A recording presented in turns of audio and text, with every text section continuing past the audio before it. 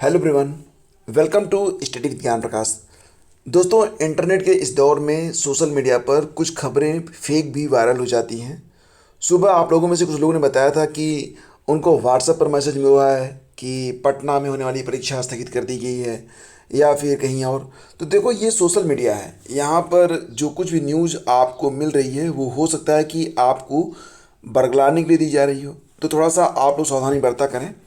फिलहाल जो वास्तविक न्यूज़ है वो ये है कि बिहार विद्यालय परीक्षा समिति की ओर से ये विज्ञप्ति जारी की गई है कि बिहार STET 2024 की परीक्षा सारण जिला में स्थगित किए जाने की सूचना जो है यहाँ पर दी जा रही है। और सभी अभ्यर्थियों, सभी जिला शिक्षा पदाधिकारी बिहार को सूचित किया गया है कि सारण जिला के चारों परीक्षा केंद्रों पर दिनांक 24 और 25 को दोनों पालियों में आयोजित होने वाली माध्यमिक शिक्षक पात्रता परीक्षा STET 2024 प्रथम अपरिहार्य कारणवश स्थगित की जाती है।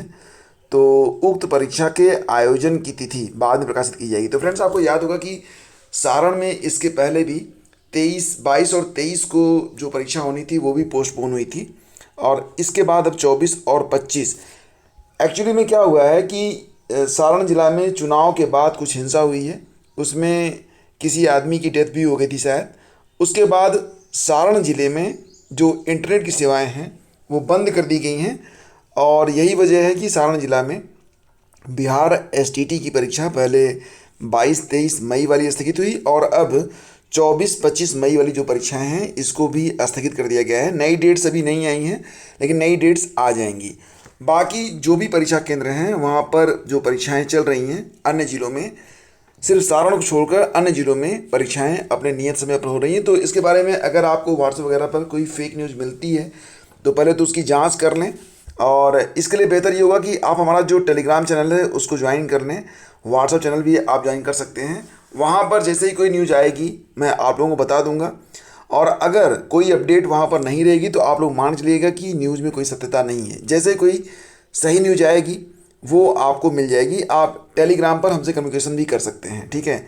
लिंक वीडियो के डिस्क्रिप्शन में है, तो देख लीजिए, यहाँ पर आप लोग ज्वाइन कर लीजिए। और ध्यान दीजिएगा कि केवल सारण जिला में जो परीक्षा थी 24 और 25 मई को वो स्थगित हुई है। बाकी ज़िलों में जो परीक्षाएं हो रही हैं वो अपने समय पर होंगी। बाकी ज़िले में अगर आपका परीक्षा केंद्र है तो आप परीक्षा देने जाएँ, ठीक है।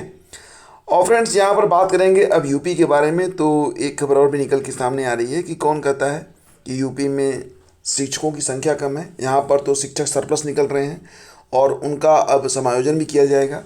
तो फिलहाल यहाँ पर खबर ये है कि बेसिक शिक्षा विभाग के प्राइमरी और मिडिल स्कूलों में अब फिलहाल तो शिक्षकों के ज़िले में समायोजन की आ सकी है, लेकिन यहाँ पर मामला ये भी है कि इससे ये भी पता चल रहा है कि कुछ स्कूल ऐसे भी हैं जहाँ पर शिक्षकों की संख्या सरप्लस बताई जा रही है, और कुछ स्कूल ऐसे भी हैं जहाँ पर शिक्षकों की संख्या कम है। तो जहाँ पर सरप्लस हैं उनको हटाकर उन जगहों पर रखा जाएगा जहाँ पर शिक्षकों की संख्या जो है कम है।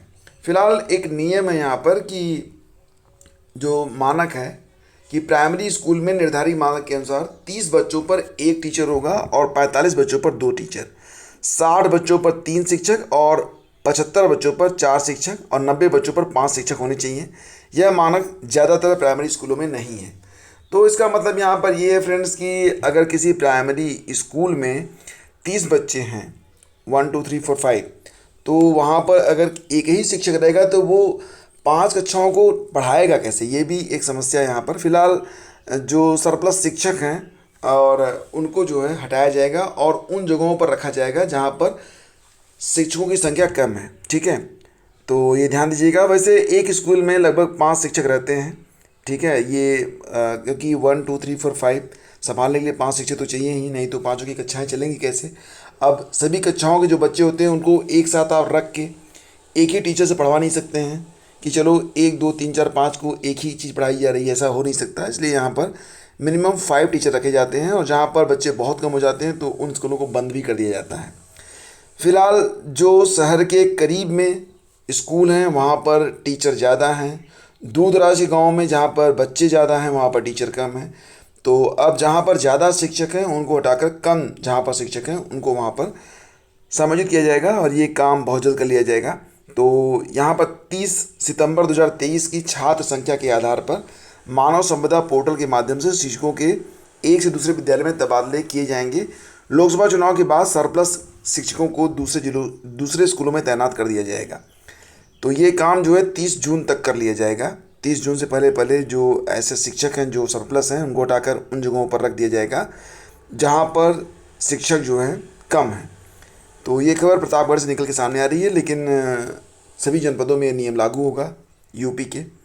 तो ये अपडेट थी। Thank you so much. Please do like and share. और हाँ, टेलीग्राम चैनल और व्हाट्सएप चैनल दोनों को ज्वाइन कर लीजिए।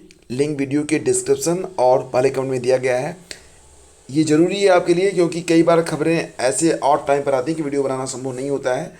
और ये भी आपको पता है कि यूट्यूब आपको हर वीडियो का नोटिफिकेशन नहीं भेजता है।